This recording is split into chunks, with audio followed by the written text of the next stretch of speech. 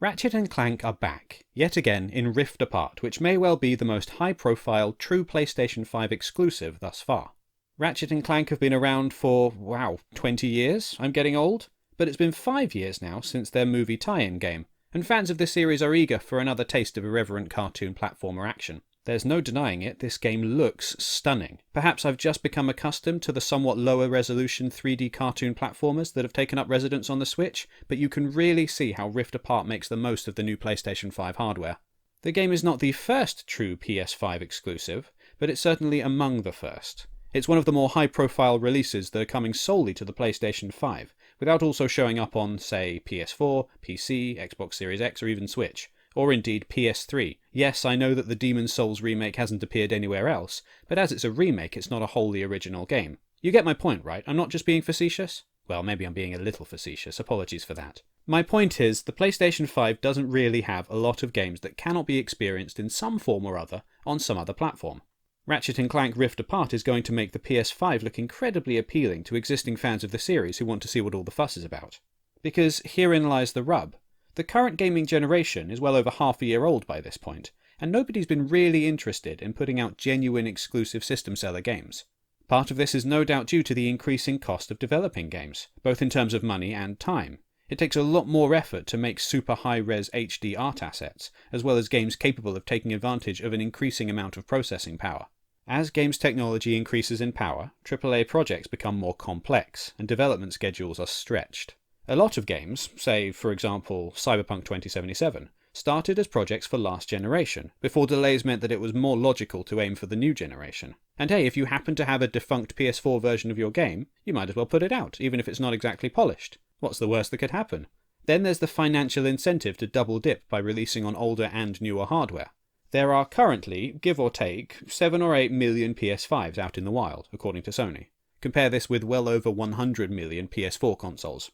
If you, as a developer, even as a first-party Sony developer, want to sell as many copies of your game as possible, it's logical to target both the 7 million potential customers who want a really nice experience, and the 100 million potential customers who can only purchase the version of your game that's cheaper to produce. The financial incentive for developing exclusively for PS5 is not here yet. It won't be for a very long time. For some AAA games, it might take years before the rising cost of development for these lengthy projects will actually make sense when divorced from the PS4 consumer base.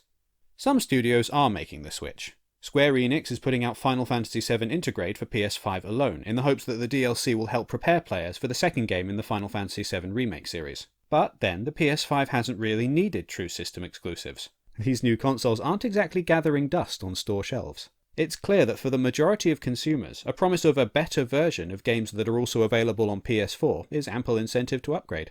We've never really seen a generation like this before. Previously, it's been accepted wisdom that you need good system sellers in order to sell systems. This time around, the PS5 is the system seller, and games like Ratchet & Clank Rift Apart are nice to have, but not strictly necessary at this stage. Of course, with the PS5's current stock levels, it's hard to get an exact handle on whether consumers would upgrade if they could. Leaving aside the question of artificial scarcity, it's clear that the PS5's elusive nature is helping to drive up demand, with people grabbing one wherever possible for fear of missing out. So it's not necessarily easy to tell exactly what customers would do if they could just walk into the nearest Walmart or Asda and pick one up. Eventually, maybe not today, maybe not tomorrow, but probably before next Christmas, Sony is going to want the PS5 to be available enough that consumers can actually, buy one. By the time we get to that stage, there's going to be a bigger need to make the PS5 actually feel like something more than just a faster, prettier PS4. Sooner or later, Sony is going to need true exclusives that make the PS5 worthwhile. So we get Ratchet & Clank Rift Apart, a game that is reviewing quite well thus far, not least because of its gorgeous visuals. A game which is from beloved developer Insomniac, who most recently gave the world the PS5 launch title Spider-Man Miles Morales, which also debuted on the PS4. And because Sony purchased Insomniac in 2019, the company is in a position to dictate that this title comes exclusively to the PS5. Sony can take the hit from only selling to a smaller consumer base right this second, safe in the knowledge that a true exclusive will pay for itself over time, both as more players purchase the game over the lifespan of the new console, and because it may encourage on-the-fence PlayStation fans to bite the bullet and upgrade for a nice bit of nostalgia. It's worth mentioning that for all this current generation is driven by prettier graphics rather than substantive gameplay, one trend from the PS4 era is likely to continue. Games hold their value a lot better than they used to. Once upon a time, if a game wasn't the hottest, most current, newest thing, games companies treated them as little more than an annoyance.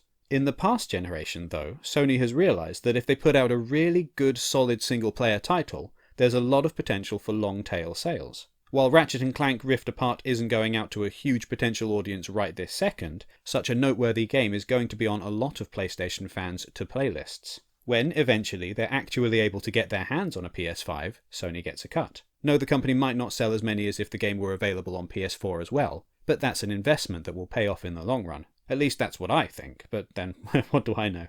Feel free to correct me in the comments, and stay safe.